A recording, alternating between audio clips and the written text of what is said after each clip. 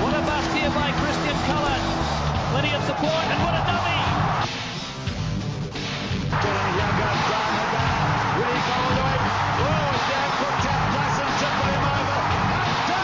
Welcome back to the Fantasy Rugby Draft podcast. Thanks for downloading and listening. My name is Bruce Wilkinson, and joining me again in the booth is the man primarily made of moss. How are you, sir? I'm very well, thank you. Excellent. I was going to ask you, actually, instead of doing the how are you, I was going to get your, it's not a hot take because we're 3 days after the weekend, but what was your overall feel of the weekend?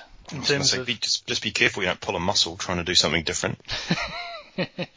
Yeah, I'm pushing the ages. The muscles aren't what they used to be. It's true. What was your overall take? In terms on the of weekend? Players, in terms of scoring for fantasy? I think, I mean, I obviously you sprung this on me, but if I had to say, it's probably that kind of everything's fairly stable at the moment. Yeah. Good players score points. Every now and then an average player scores some points, but you don't really buy into it too much. Yep. I mean, this week in the waiver wire, I've probably had the least turnover of players that I've ever had. You know, like I think across 3 teams might have swapped 1 player. Yep. You know, and the rest of the squad I look at and I go, no, I'm pretty good with those guys, and I'm not sort of buying into too many of the other guys who, you know, have put in a good week, maybe 2 weeks, and I'm not willing to drop some of the more established guys to bring in somebody, say, just for a week for a good matchup. So it's all kind of very stable. Yep. So my tagline for this weekend, I've been chatting to a few folks about, is the rich got richer. Like the players that have been doing well this season, like the Alamanos and the Tumways, Rob Thompson, Rico, Samu, Lions Front Row, they play well. You know, they scored points and they kept on going. There's a couple of hiccups in there with Bernard Foley and a couple like that.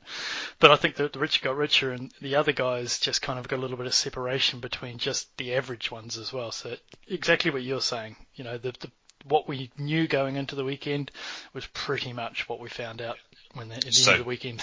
So you're saying they are what we thought they were? You want to crown their ass? You got to insert that clip in here now. It's true. I think I've got that somewhere.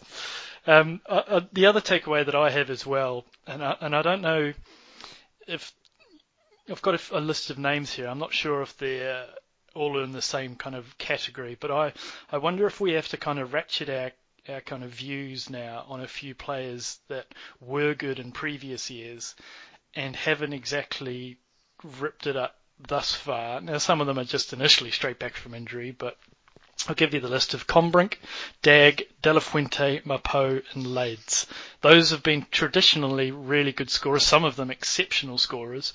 Do you think, and maybe we can't really treat it as an overall view, we have to look at them individually, but do you think we need to ratchet our expectations back for that list? For some of them, yeah. I mean, Lades is somebody that I think every time his name's come up this season when we've talked about him, I've kind of mentioned that I didn't really believe in him. Yep. I didn't think that he was repeatable. De La Fuente, I've seen enough. I still believe in him. I think he's still just finding his way back, but he hasn't had the games he's played. I mean, he's been all right and has scored a few points. Combrink will be fine. I'm not worried about Combrink. But how fine do you mean? Do you think he will be a 25-point average man that he was last year, or somewhere around there? I don't see why not, and I think that would probably come maybe to close out the season. Mm-hmm. I mean, that's kind of what he did last year as well. Yeah. Dag, I'm not sold on Dag at all, and I wasn't sold on him coming into the season, and so I'm definitely not buying it now. And I look at the other players that are there, and I just actually think maybe they're better. Yeah, at this point in time. Yep. So, yeah, I mean, I don't think he's in their top lineup, right? If you were to pick a Crusaders back three of you, Matalai, Bridge, and Havili. Yeah, absolutely. If you're sort of picking on form and on just sort of consistency and kind of just on everything, really. Yep. I mean, he's really dropped a lot in sort of my estimation, and I did notice, and a shout out to the guys on Fantasy XV Draft who know a lot more about, well, probably everything actually, but especially injuries, who did point out that he'd had this some sort of stem cell transplant or whatever it is on his knee to get him back playing again, which apparently has a very low rate of success. Yep. No, I saw that as well. It's interesting, isn't it? He just didn't. Now, it was horrendous conditions in Christchurch, but I think the bigger issue is not necessarily how he played, but just trying to get that spot in the team. I just don't think it's going to be consistent. I threw Mapo in that list just to kind of confirm that list a little bit more. He's well gone. Like, he's a conversation that we can't even have anymore. I just wondered with the Lions, with Combrink, the first game back, they use him a lot, and they use him a lot in that kind of, he's got a big raking kick, and they use him a lot in play. It just didn't seem as though play was going his way. And there's the old adage of, people can't pass to the right type thing, but I'm not sure that kind of rings true because he was really good last year. When I was watching the game, all I saw was Tumbwe and everything going out to that wing, and I just didn't see him getting involved in much. But you're probably right. He may not be able to expect, 20 points a game, but when he comes back to Africa, the chances are he could put up a 35-pointer or something like that to kind of even the averages out. Win you a game week effectively. Right, let's get into, actually, first of all, so that was a good intro. You can follow us on Twitter at Fantasy Rugby Draft. It's Fantasy RUG Draft. Drop us a note at support@fantasyrugbydraft.com as well. Really good stuff coming through on the emails. Some good trade evaluations, I guess you would say, and also some good info about some certain players that are coming back and not coming back. So all really good stuff. Encourage it. If you're not already, please go to the Fantasy Rugby Draft Hall of Fame as well on Facebook. It's a good group that's got some really good conversations, and there's some really sharp draft players in there. I guess let's start with the Blues first up. Where do you want to go with here? Which players do you want to focus on for the Blues? Yeah, it was interesting because you say that it's a good intro, and it is the kind of conversations that we sort of need to be having at this point in the season, because you can go through games individually and you don't really learn a lot. Mm-hmm. So if you're trying to add value, it's like, okay, looking at players that are either in form, out of form, like the ones that you just went through, and give people an impression of how we think they're going to go for the rest of the season, or trades. But like, we are at that point in the season where it's kind of like, well, you're just not learning a lot by kind of, looking at a lot of individual games. Mm-hmm. It's interesting that you bring up adding value, because that's something we've never done. I don't know why you'd start. Touche. Okay, so you want to talk about the Blues? Well, I want to talk about how amazing Jordan Highland is. Right. Wow, yeah. That was back to form. We did say, be careful, stop chasing points. It's rule number 1 of fantasy, don't go chasing fantasy points. Actually, rule number 1 is there is no fantasy, right? Rule number 2 is don't go chasing fantasy points. But Jordan Highland, just didn't get in the game, missed a lot of tackles as well. I suspect his place is probably going to come under threat as well this week from Duffy. So yeah, and there were so many people that were so angry that he wasn't in the game. Well, I hope you got hold of him and were able to play him this week. Yeah, absolutely. Interesting little note that Gatland was kicking over Purifuture. Purifuture still got his. It was capped a little bit and his floor was a little bit lower, but he still did okay with his running meters, just not as much as he did previously. I wanted to talk about the resting as well. So we haven't had any resting for any Blues players. So any of the Ioanis are probably the 2 players that are the most talked about for us in fantasy who are likely to have a break. Well, you could argue that some of the Blues have been resting. They've just been doing it while they've been out on the field. Yeah, absolutely. Did you see this week that Umang has the support of the board? Yeah, I did see that. Yeah. the dreaded support. Good luck with that. The unfortunate thing is, though, that's very true in football. But in rugby, I think you'd have to murder one of the family members of the board to get sacked. It's just they don't do it, and they don't do it during the season. I'd love to see that, somebody just giving the arse in the middle of the season. Yeah, I thought you said you'd love to see a murdering of someone on the board. I was like, yeah, it's a bit extreme to fix the Blues, but it's a starting point. Yeah, look, we're gonna try something. Let's see how it goes. Absolutely. So looking at the rests, the potential rests that that I saw that I would pick out, because the difficulty with the Blues is obviously they play New Zealand teams in the back end of the season now as we go towards the Fantasy Rugby Draft playoffs. So there's two games that I've kind of circled as potential to be rested, and that's the June 2nd game against the Rebels at home, and then the June 29 game against the Reds at home. The rest look difficult, and if Umaga thinks he can rest players against the Jaguares this weekend, he's in for a rude awakening, because the Jaguares are travelling well and putting together a decent team. I just wouldn't be doing it then. I'll be targeting those two games. And they come in Gameweek 16, which is the last regular season fixture for Fantasy Rugby Draft before the playoffs, and the first week of the Fantasy Rugby Draft playoffs. So it's probably, I mean, you're not going to be cutting or dropping any of those players at that point. It just means that players like Jordan Highland may come back into the equation, because by that time I expect Michael Collins and maybe Nanai, if he is actually still alive, we haven't had any confirmation about that yet, come back into the equation, and then we see Duffy on the wing. So when Rico gets benched, it may be that they have Duffy and Highland there. Don't know. But just a point to note, if you have either of those two in their lineups. Anyone else from the Blues you want to look at? Probably Duffy actually scored quite well on the bench, right? While he was on the bench, or no? I probably the only player that people will be interested in is Augie Pulu. Just wondering. True. He was probably due back the week before this. Didn't make it. Didn't make this one. And it's one of those frustrating things that I guess we never hear about training.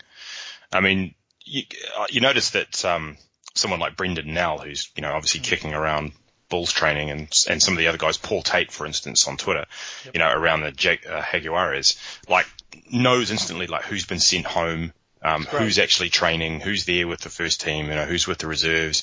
We don't hear any of that. All it would take would just be somebody to be down at Blues training to say, actually, Pilla's either there or he's not. He's suited up or he isn't. That's all we need to know. Yeah, but that would entail someone from, say, the Herald actually doing journalism work and getting out of behind a screen. Yeah, true. Yeah. Chances of that happening. I couldn't agree with you more. It's great to have those people who put it out there. It's a weird phenomenon in Super Rugby that we don't get as much of that. If you go everywhere around the world, everybody knows exactly what happens on a practice field, to the second. They know if someone just pulled up short, or, if in the NFL, they even have to go the next step, right? They have to list them in specific injury designations and when they practiced, how they practiced, and all that kind of thing. So, yeah, I think it's amazing that we don't have that here as well. Right, let's move on to players from the Highlanders. So, I guess maybe I didn't talk about it on the podcast, but I talked about it in the start bench. Do you remember a couple of seasons ago, maybe it was last year, when the Sunwolves went to South Africa, and we overlooked the fact that Viljoen's parents were watching him play, which had a massive impact on his fantasy game. So Jet Li comes back up to Auckland. We forgot to factor in the parents watching factor in Auckland. Yeah, had family there. Had family, had something to prove coming back to the place. Massive factor in fantasy. Completely unscientific, but it keeps playing out time and time again. So watch out for that. Make sure you know where your players are born. Frizzell, though. Wow. Yeah.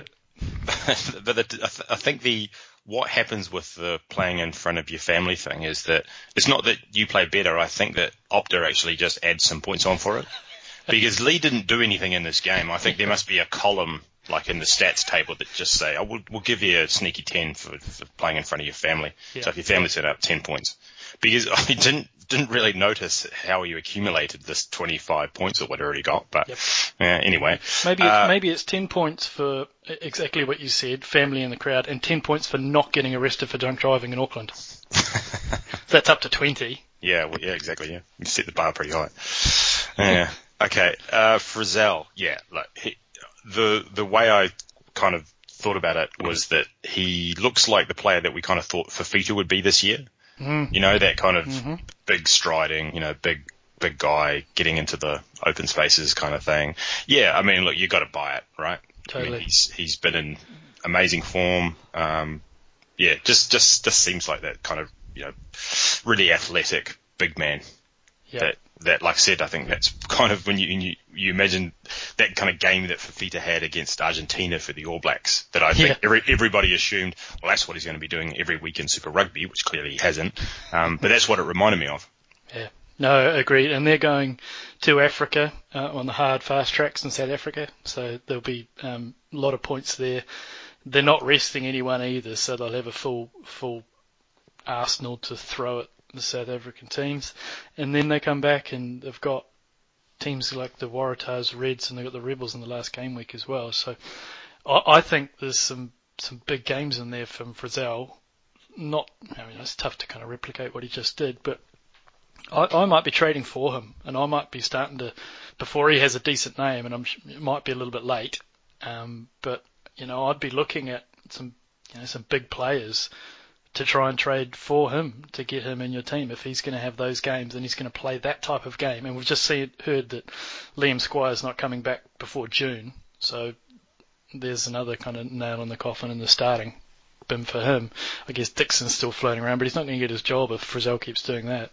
I'd be looking for trade for Frizzell, and I'd be prepared to give away, some decent names. I think there's only probably Murphy, Akira, Jean-Luc, Quagga maybe I'd put ahead of him at the moment. You're worth maybe Hooper because he's consistent, but you're worth having a roll of the dice of anyone else just to have that upside or that explosiveness that he does turn into this player. Well, I was Hooper was actually the name I was going to throw out there. But it's interesting because when you talk about big names amongst the loose balls, there really aren't any, because it does go Murphy, Akira, then it's Khaleesi, and he's good, but I don't rate him as a great fantasy player. Quagga, Jean-Luc, and then you're into the Caleb Timu, Michael Hooper, and Nasarani. Anybody below that, and it starts with Matera, and Matera is like a journeyman fantasy player. He'll kick around and you'll use him some weeks and not others. But dropping down below that, there's nobody that I actually trust week in, week out. So Frizzell 100% is in that category, I think. Well, let's put it this way. He's worth gambling on to be in that category because there's nobody else in there that you're really relying on. And that's the point, right? It's not that we think he's going to score 3 tries every week. It's just that there's a chance he could be a superstar and score you a lot of points, and it's worth rolling the dice on, as you quite aptly said, a lot of those journeymen or Jags, just another player, just another guy even. That'd be Japs. Just another player. I would do Nasarani for him. I would prefer Frizzell, just on the off chance. I think Nasarani's really inconsistent. I think there's opportunities there. So looking at the resting, we talked about the Blues. And just as a side note, why wouldn't you rest? Why wouldn't you leave resting to the last possible moment? Except for New Zealand teams where they play New Zealand teams at the end of their kind of fixture list. You'd want to see if you had any injuries, right, during the season that they count as rest weeks. There's no point resting someone in week 1 and 2 and then getting an injury 3 and 4. It just doesn't make any sense because then you have to keep going. I think you'd wait as late as possible, like Mage is doing, and looking at the teams that they potentially may be doing that for is Waratahs away, Reds away, and the very last game of the Super Rugby season, regular season for the Highlanders, is Rebels at home. So you will know by then. So the Waratahs away and the Reds away are the 19th of May and the 26th of May. So after that, you'll know quite clearly whether Naholo, Ben Smith, Aaron Smith, Lima, probably not Lima actually, he's been injured so he'll be fine. But those other 3, whether they actually are going to be rested in your Fantasy Rugby Draft grand final. So at least you have a little bit of information. If those guys have got 2 rests in, then great. If not, then look out because they've got New Zealand teams all the way up to the Rebels, which is the last game week. So really got to be got to kind of manage your expectations there as well if you've got those in the last thing. I think the player, that probably benefits from these resting, and maybe I'll toss to you in a bit for that, is probably Matt Faddis. They've got Fletcher Smith as well, that they potentially push Lima back or put Fletcher back there, but it doesn't really you're not picking up Fletcher Smith because Lima will still be kicking. I think the player that they're likely to put back there is Faddis. They also have Josh McKay, who plays a little bit of fly half, wing, fullback, but I think they'll go with someone probably proven who's played Super Rugby before, so I think that might be Faddis. If they need to look at another wing as well, then potentially looking at the Nabura at some point. What do you think? If Bender and Naholo were benched at the same time, or at least rested at the same time, who do you think benefits the most in the Highlanders squad? Oh, I think Faddis for sure would get a shot in some way or other. And I think it a little bit depends on whether Buckman's back as well. Yeah. Because they might be able to reshuffle things a little bit. But it's a really good point that you make, and it makes me think that if you get into the last regular season, regular season game for fantasy, and they haven't been rested and you've got them in your team, then you should be 100% looking to sort of trade them away to somebody that maybe could actually use them in that last game week. Yep. Because they could be, they're going to be almost useless to you like later on. Yep. So hopefully it's to somebody that doesn't listen to this and has no idea that that's actually going to happen. Yeah, and we'll put the regular asterisks and caveats in there. We're not saying trade them away for, Isaiah Parisi. We're saying get a Rico Ioane or, get someone the ilk of Naholo, and is going to play those 3 matches. Bender, back to 10 points again. Hopefully that when they go to Africa that'll increase again, but hopefully you've got an opportunity to still trade him while that big score is fresh in the mind, and with any luck he does a bit of work in Africa as well, so brings his name back up before he comes back to being that 10 points back in New Zealand, which I suspect. Any more from Highlanders players? No. I'm going to jump down to the Crusaders. I think the injuries that we looked at, Tom Sanders, so Samuel will get a decent run now. Richie Mwanga, I think, is quote-unquote close to playing against the Brumbies. I'd be surprised if he starts. I think they'll probably go with Mitch Hunt, Mwanga off the bench, if Mwanga is ready at all. You think Hunt over Delaney? Yeah. Okay. Yeah, I think that Delaney game was a kind of a nod. Thank you. Exactly. Yeah. Pretty much. He played well. Well, he broke the line once and hot stepped very well. But he played well. It's just terrible conditions. Sunwolves. It's really hard to kind of get a read on it. I think the pecking order is Hunt and then him. And Brumbies be a tougher examination in Canberra. Goodhue's the other player that folks have been asking about. I think this might be 1 week too early as well. I think he might be still 1 week away, but keep an eye on that. I think they'll probably still go with Bateman and Ryan Crotty, who scoring well. And going to the bench. What do you make of anyone from the Crusaders that you want to have a chat about? I think we probably pre-limbed a lot of it with the DAG conversation earlier. Exactly. I think there isn't really a lot else to say about the Crusaders, to be honest. No. Interesting to see Robertson has been linked up north to the Harlequins. Let's look at Sunwolves. So Walter Little's son, Michael Little, scoring again. I say scoring, he scored a try and he got like 12 or 13 points or something like that, which actually was pretty good considering the conditions and considering the Sunwolves team. And if you looked across them, Himeno Salmaki did well. 2 players that have gone home are Matt Tashima and Brits. So if you're holding on to either of those, unlikely that you're holding on to Big Willie Brits, but Matt Tashima is someone that is sitting on a few players' benches. Just not too sure how long he's out for, but he's at least flown back.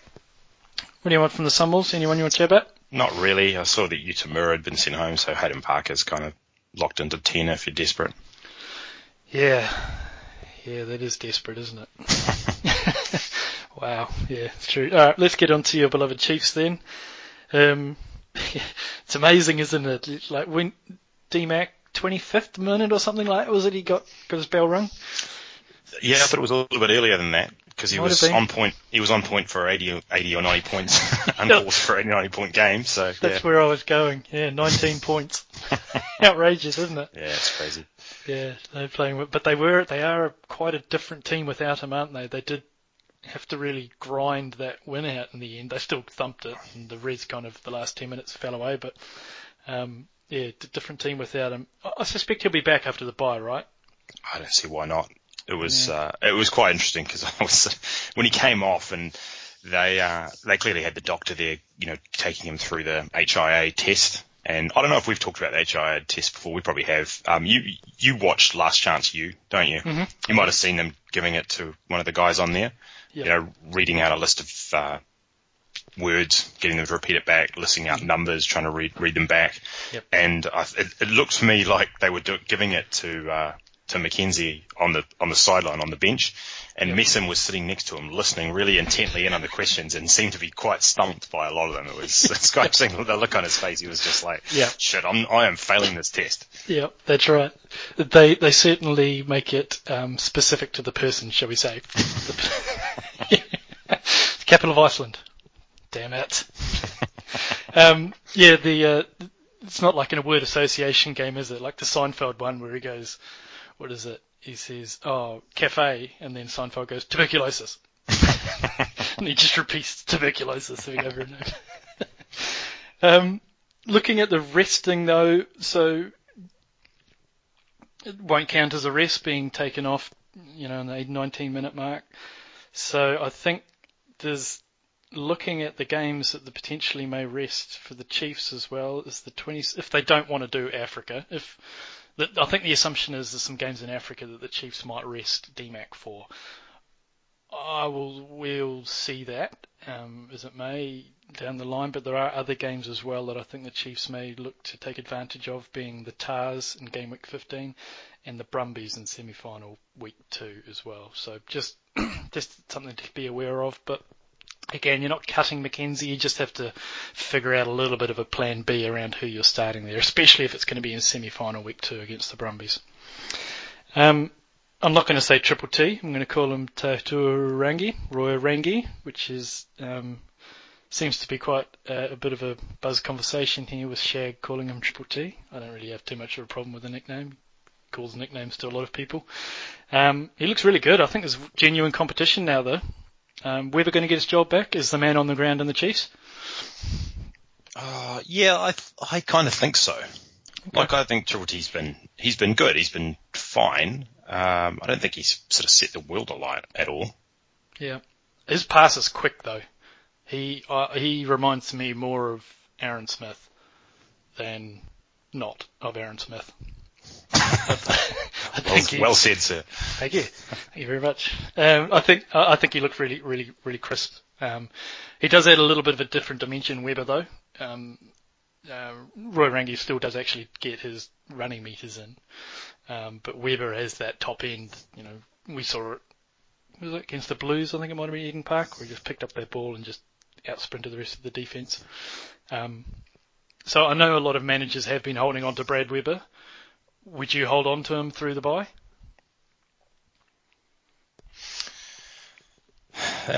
Would I? I guess if you've come this far, you may as well. Yeah, there really isn't a lot out there with halfback. I mean, you're kind of rotating through guys like Cameron Wright, and just hoping for something rather than expecting it. Yep, Van Sale this weekend's a good run. A few people are going to grab on the waiver wire, playing the Rebels for Bulls Rebels. Another player, I'll just jump ahead, like Jake Gordon as well. He's consistent. I think he's probably the third average points per game behind Pulu, Genia, and Aaron Smith. I think maybe he's fourth, something like that. But I am holding on to him. But I think someone like Brad Weber, where there's a big question mark around whether he's going to be back or not, it's a tough week to kind of hold on to him, especially with so many buys. And then looking at teams like the Hurricanes, who may switch a few around as well. So, yeah, tough one. Any of your beloved Chiefs that you want to wax lyrical about? No, there isn't really. I mean, Johnny Fa'auli, like not a fantasy, not a player in the fantasy equation. You kind of see a guy in the Chiefs team and think, oh, I'll pick him.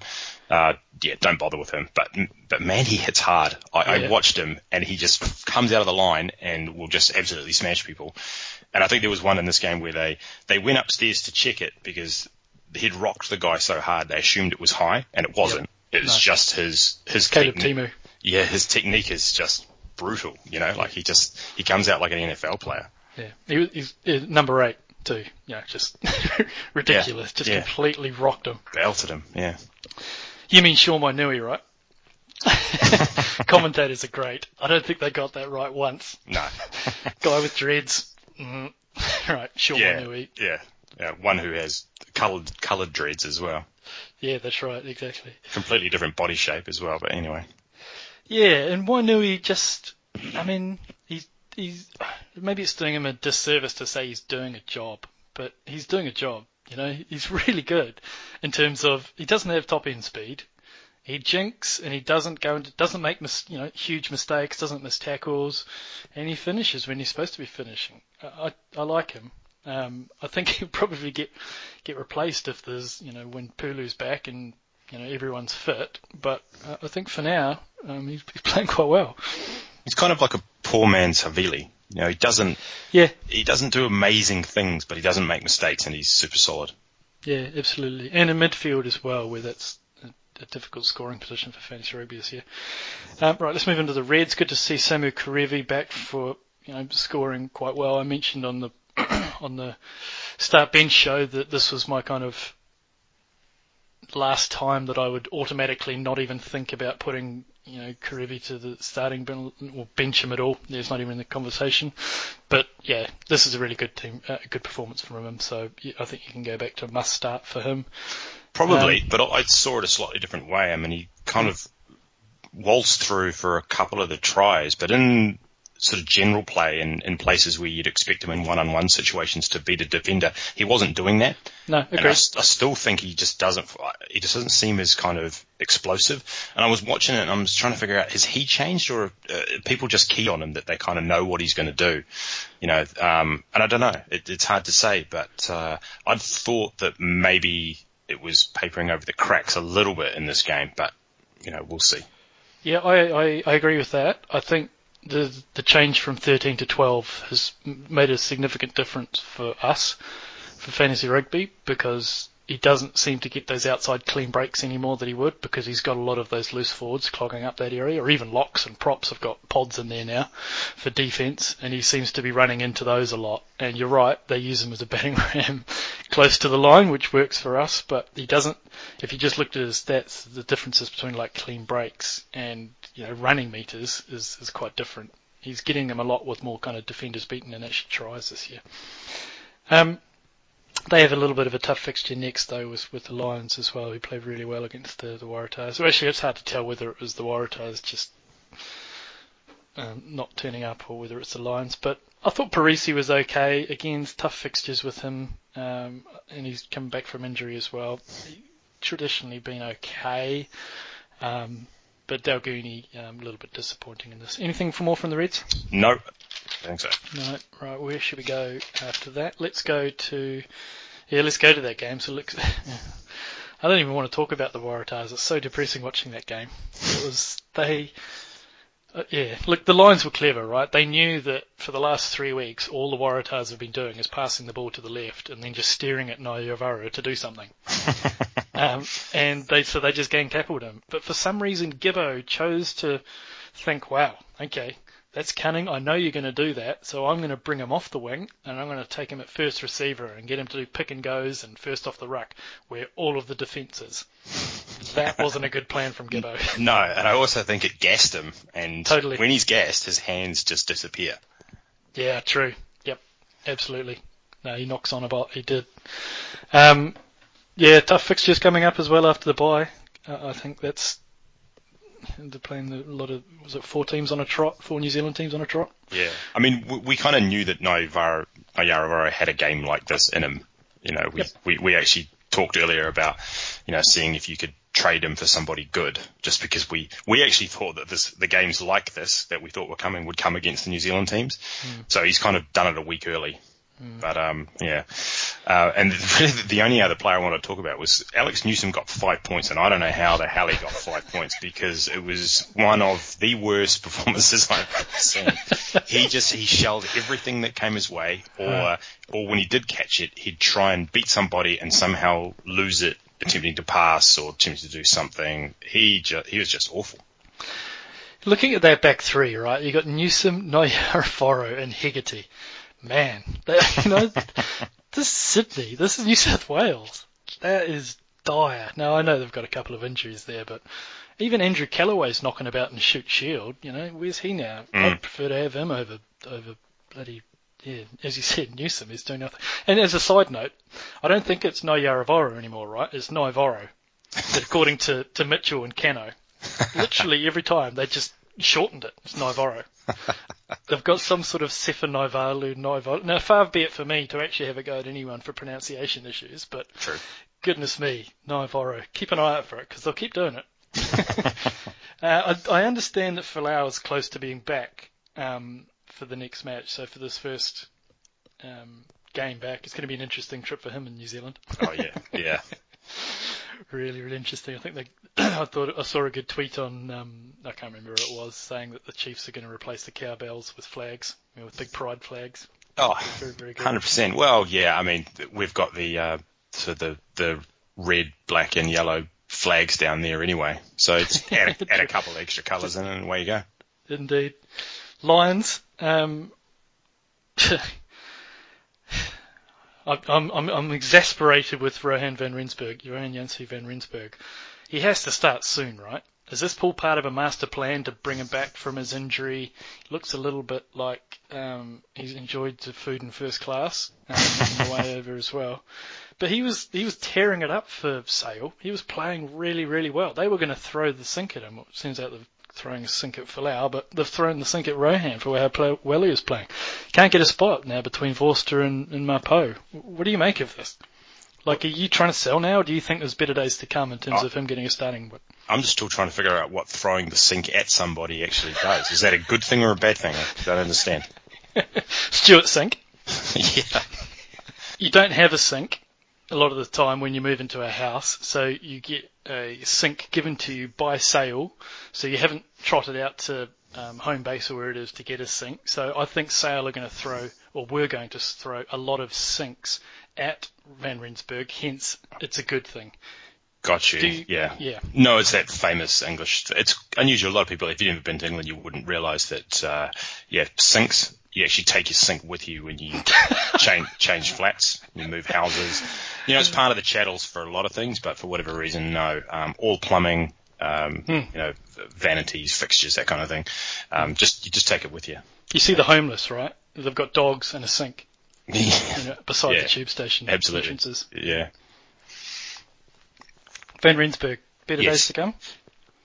Sure. Or do you think this is a problem? Why not? Look, he's a top player. I don't know why they're not picking him, but you would think that if they picked their strongest lineup, he would be in it. Yeah, and I'm hoping that is coming against New Zealand teams.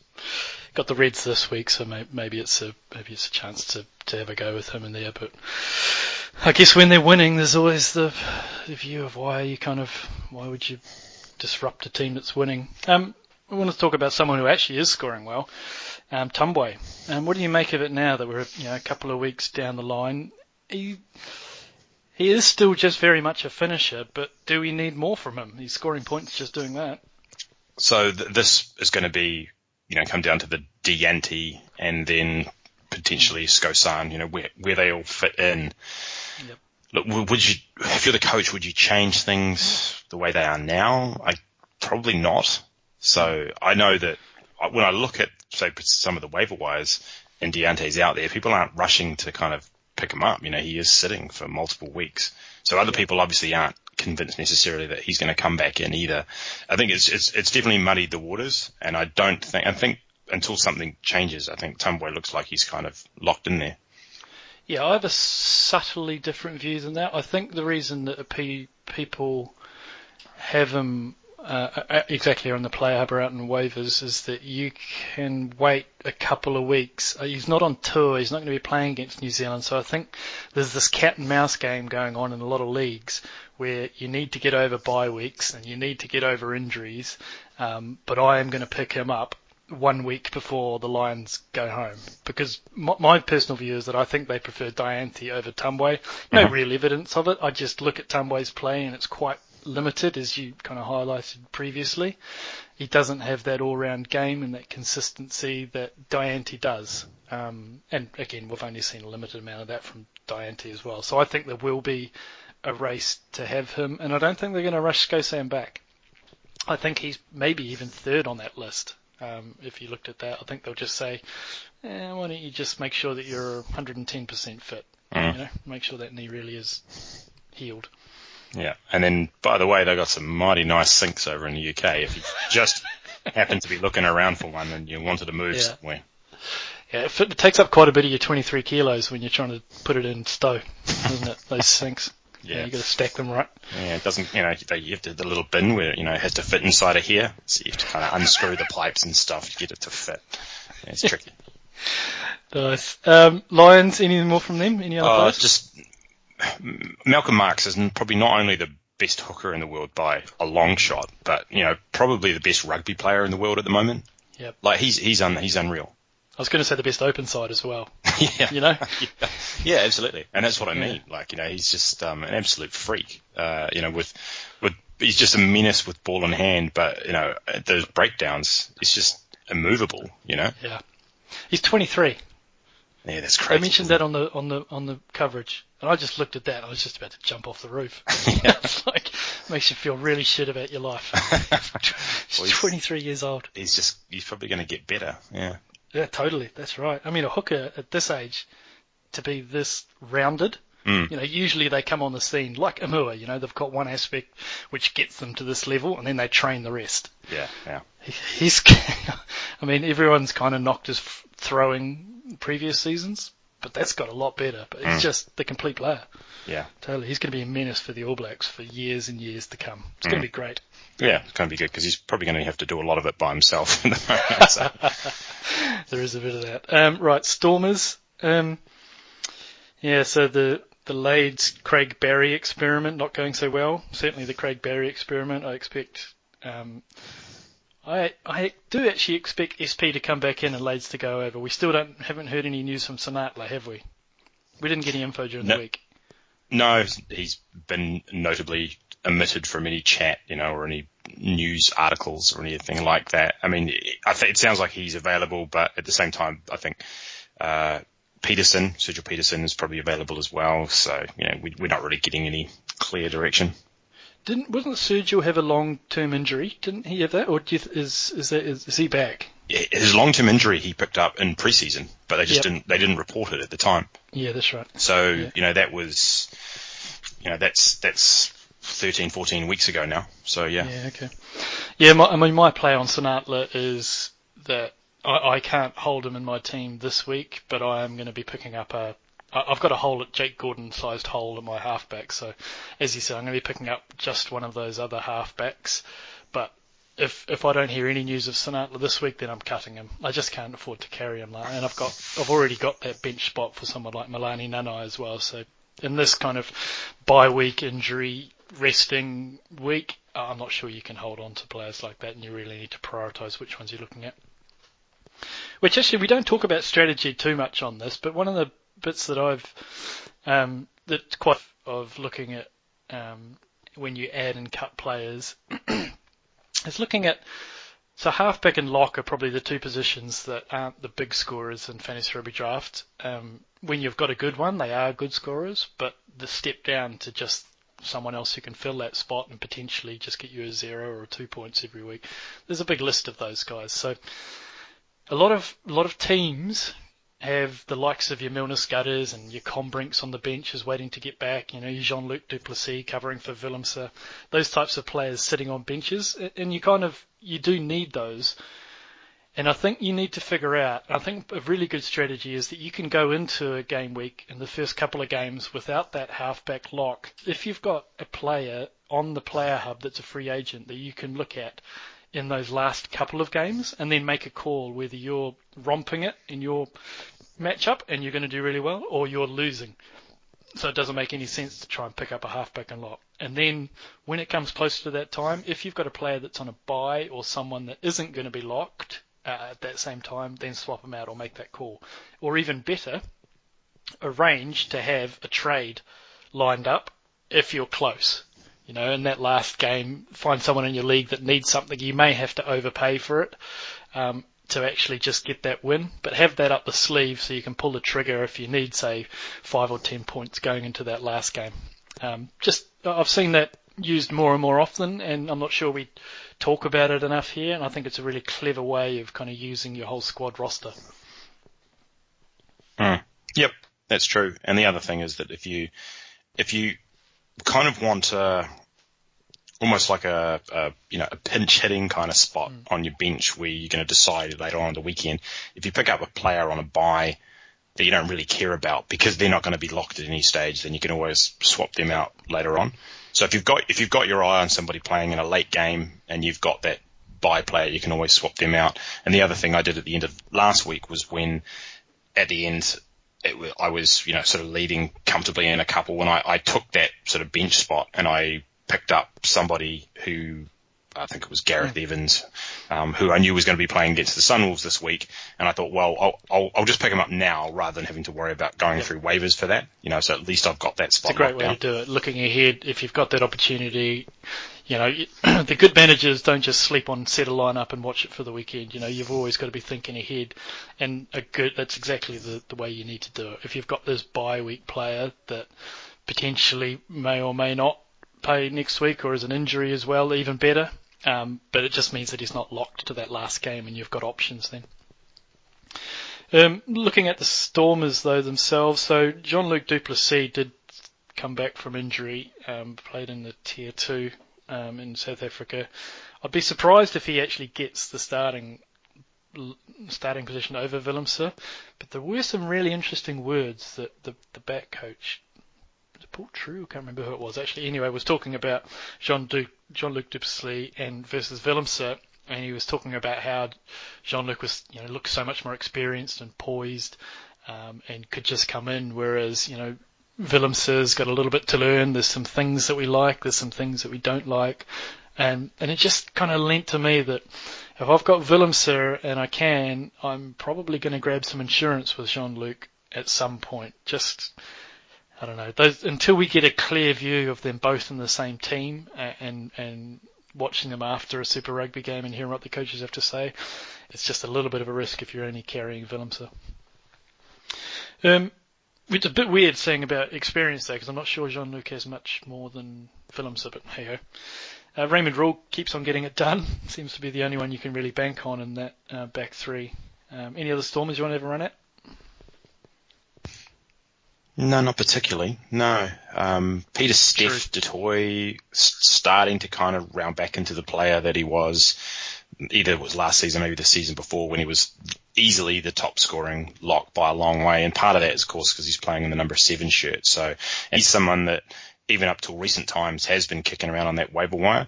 And if you're sort of new to Fantasy Rugby Draft and you didn't know, then you 2 seasons ago, I think it was, he was lights out ahead of every other lock and was, kind of a match winner for you.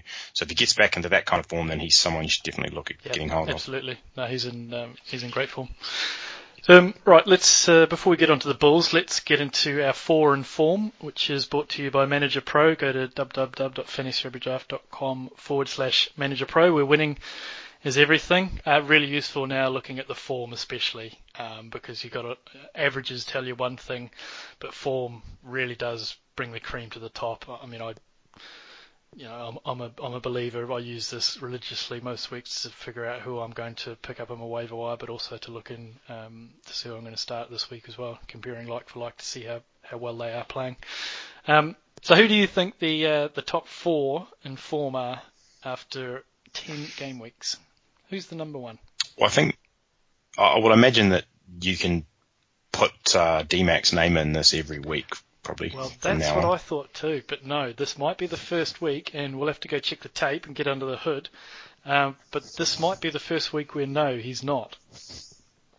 He is He's down the list as well. Really? Yep. Okay. Is Frizzell on that list? He might have missed out by 1 week. Frizzell he's been good in the last 2. Right. Okay. Who else have we got? There's a few traditional names in there that have been in for the last few weeks.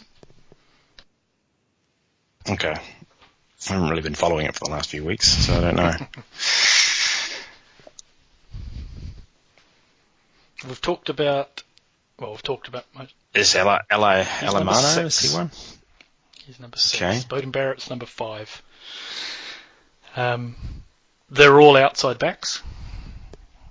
Okay. Rico? No, he's down the list at number 9. Naholo?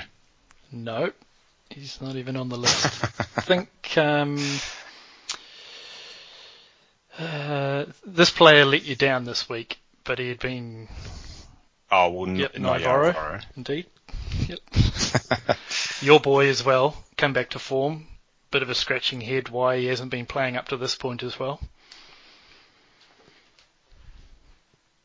Makazola Mapimpi, number 4. Mapimpi, okay. And sure. Number 1 and 2 are still out there for the listeners. I hope you're playing at home. Mossman's making a big zero of this. They're shouting at you, Tumboy. Yeah, no. Right, yeah. I was thinking about it. But, yeah. Just keep it close to your chest. I just kind of lost the will to live. Mataleti, number 2. So Tumboy, Mataleti, Naivaro, Mapimpi, Barrett, Alamano, Rule, Barrett, Laumapi. I think you mentioned Barrett twice in there, but that's okay. At least 2 of them. Yeah. So good you said it twice, yeah. Right, let's get on to the Bulls. Where do you want to look at here? One player I wanted to kind of talk about was Rousseau, who's so unfancied and is down the list, but he keeps on scoring some points. A little wee asterisk in this one as well is that Ishmael looks like he might be back fit, so there's a chance that he'll come in. It just depends on who he comes in for, Rousseau or John Ben Kotzer. And I suspect Rousseau might hold his place. So I think the Bulls have got some good fixtures coming up. If you need an outside back, third outside back to fill that spot, and he's available on a lot of waiver wires, I think he can do worse than Rousseau. Who else do you want to look at?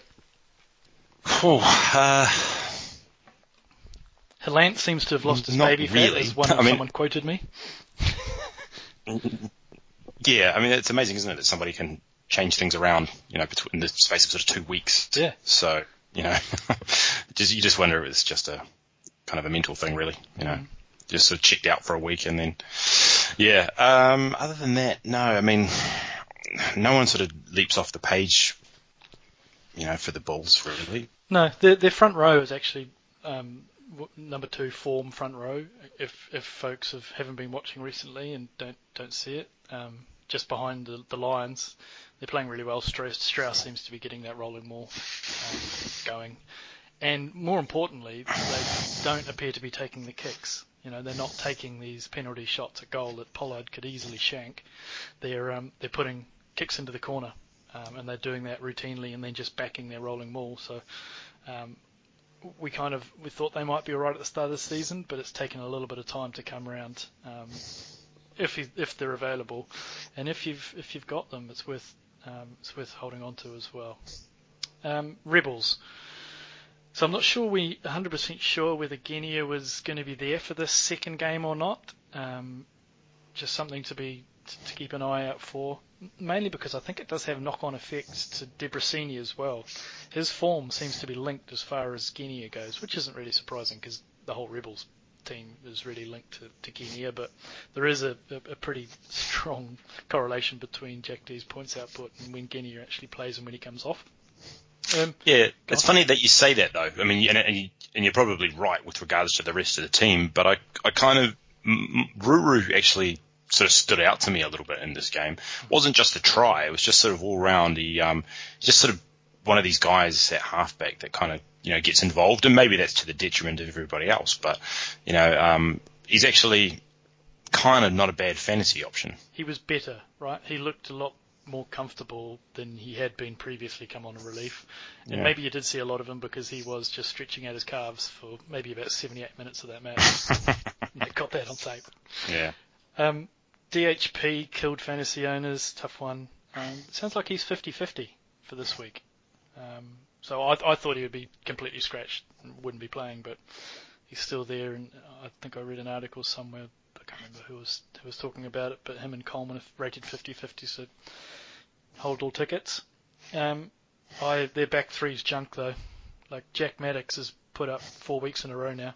Yeah. And then they've got the Crusaders. Now the only thing I'd say is that if he goes back to 15 if DHP isn't named, then there maybe is a stay of execution for this game. But him and Corabetti, and to be fair, Naivalu when he's come on, have just not done anything. No, not at all. I don't know what you can do about that though. And I think managers who have held on to them kind of are looking at a name and not looking at the stats. And maybe remembering back to the glory days of Maddox's 30-odd points that he scored 5 weeks ago. Yeah. Just, not much on there. Anything more from the Rebels? No, there isn't. I mean, it's just he's just so good. And this was a game where it was a little bit different from some of the others. He didn't do it with line breaks, and he didn't do it with tries, assists, all that kind of stuff. Just did it with volume. Just carried and carried and carried over and over again. He would have carried as much as the forward pack, it seemed. I'd love to see the stats on that, but just did it by just all those yards after contact. He'll turn that 2 meter run into a 7, 8, to 10 meter run. Yep. No, look really impressive. I'll be quite keen to go and catch up with him when he's 50 years old. I want to see if he can walk or do anything in life, because he just throws everything in it like there isn't a tomorrow. Like he's not going to wake up. The guy just leaves everything out in the paddock. He's awesome. Yeah. Sharks, they're on a bye, so you've got some decisions to make around players like Nkosi, players like Vovo and Pimpy. I guess you're probably holding on to, and he looks the business. He looks really good on attack. He's starting to believe his coach on defence. He seems a little bit more shaky than I remember him at the start of the season. It looks like maybe all of his press about that's his weakness is starting to play into his head. But front row is going to be an interesting one, because they don't appear to be playing Van der Merwe a hell of a lot. But when he does come on, he does those breaks. Would you try and ride it out with the Sharks if you had them, Sharks front row? Do you own Sharks front row? No, I don't, but I like the look of them.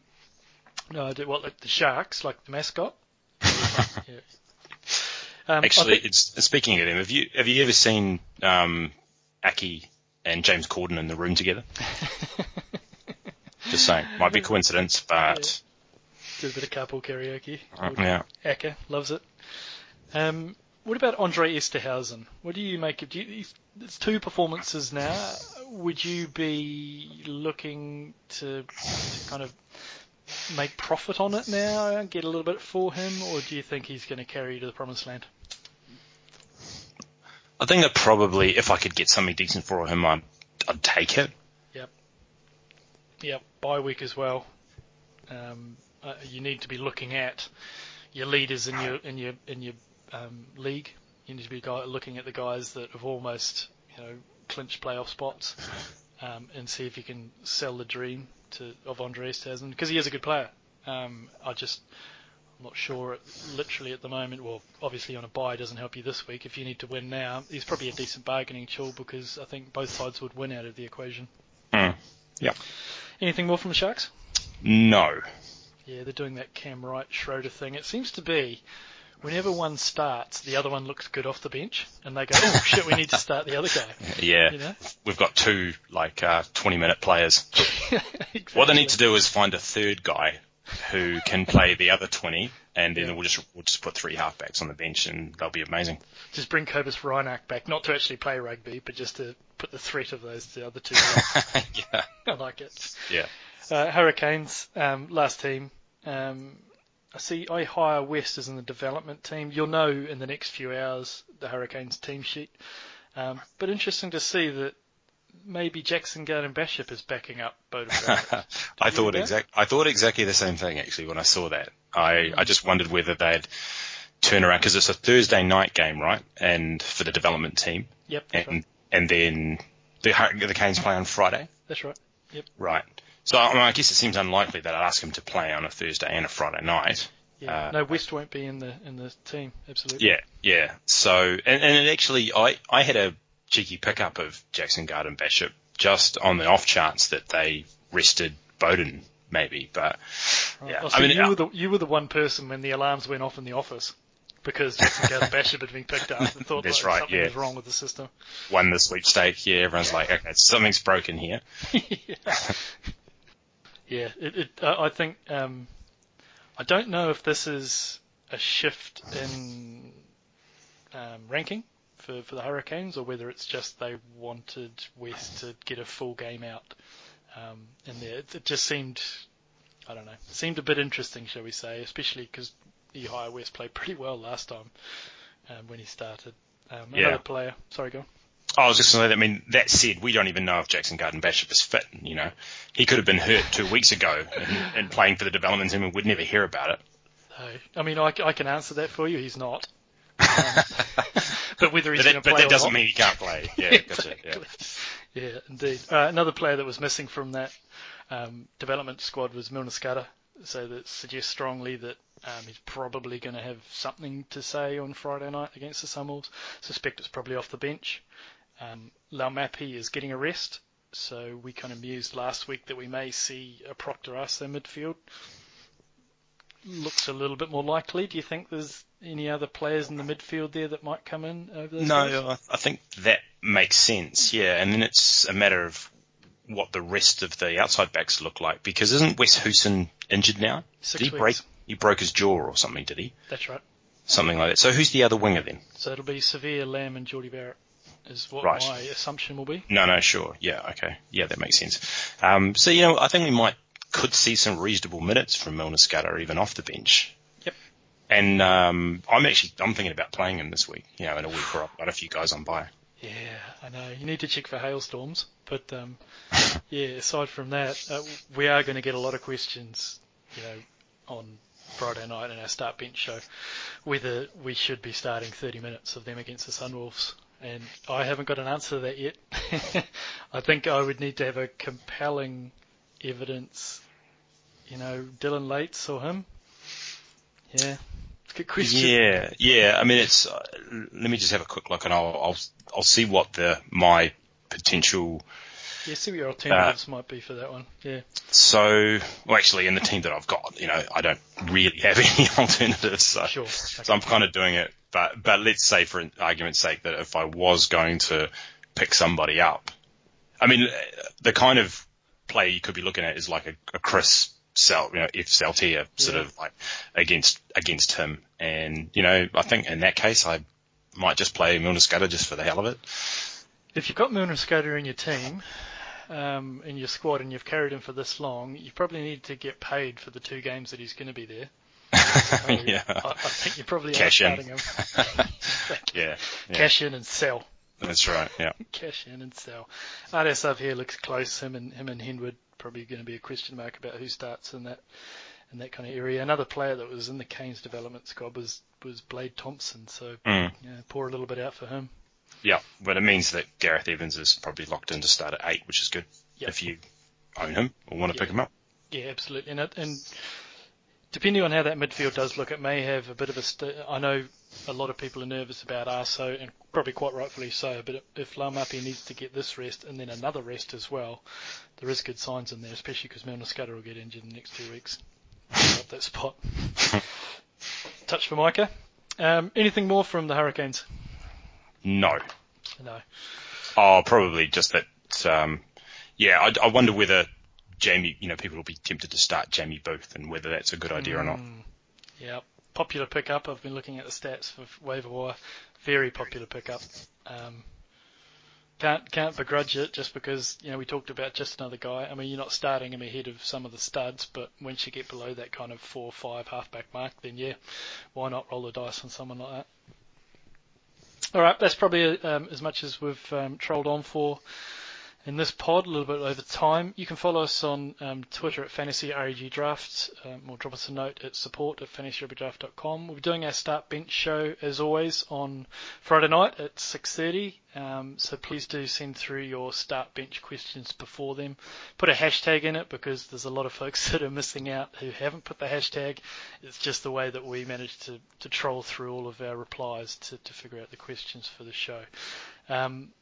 No one got the top scorer last week as well. Again, it seems to be proving quite difficult, which I guess is not really surprising. It's quite a high variant game, Fantasy Rugby Draft, but Rico Ioane was the top scorer last week, so fair play to that. Thanks for downloading and listening. My name's Bruce Wilkinson. He's Nathan Mossman. You must really hate the Brumbies and Jags for some reason. El Tio Rapido. Have I not talked about them? Right, let's go through them. So, Brumbies, Jags. Let's start with the Brumbies. Who do you want to chat about here? Thomas Bank, first overall? Well, look, I have to go behind the curtain for a second here. So, we're actually doing this after we stopped recording because you've just completely forgotten about this game. I'm keeping that in. I can't be bothered editing. That's great. No, it's the good. Onions made or the sausage made, whatever. Yeah, exactly. Geez, well, I didn't, this is a game I didn't see. I actually saw the last sort of 15 minutes of it, because I just wanted to see how it closed out. I guess takeaways, there's been a little bit on Twitter talking about, so Matera is gone home injured, which will affect some people, and Moyano, who obviously came off on the stretcher, by all accounts, and this is, we talked earlier about Paul Tate on Twitter, and how good it is having somebody like that that's following the team and covering the team, saying Moyano didn't go home and is a chance to play. So really interesting, that, isn't it? Well, and maybe it's one of these things that, he got a really bad sort of stinger, had some numbness or something, and, obviously as a precaution, they don't mess around with these things these days, took him off on a stretcher. He was giving the thumbs up as he came off. So, who knows? I having dropped Delgi or Delhi or, eventually we'll figure something out. I've kind of gone and picked him up again as a cover for Moyano, but, I think you have to, but that's a smart play, but it looks like he's a chance, right? Yeah, absolutely, yeah. Maybe it's the hand of God from Henry Spate. Maybe he just needs to carry a stretcher now, just heal people. That's now his job, yeah. Exactly. Pastor Spate, just goes around just laying hands on. Yeah, I'm not sure I would be expecting much more from Thomas Bank or a performance like that from him. There's just not many scorers in the Brumbies team at the moment from Fantasy Rugby. The Brumbies front row kind of came back a little bit, but they're probably the big one. Chance Penny's doing okay. And Nasarani is doing his usual kind of fluctuation around, but yeah, I don't know. It's a tough one with them. And yeah, the Jaguares come to the Blues. They're playing quite well as a team.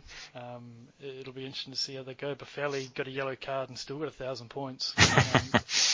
He's one of those Matt Duffy, ungamely type players that no one can tackle.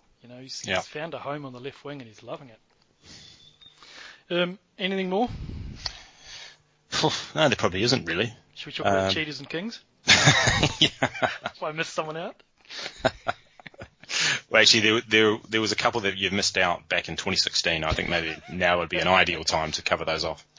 We'll be here a long time if we start talking about shit that I've missed out. Mate, thanks for downloading, listening again. My name's Bruce Wilkinson. He's Nathan Mossman. Rewind. You're a better. What a bust here by Christian Cullen. Plenty of support.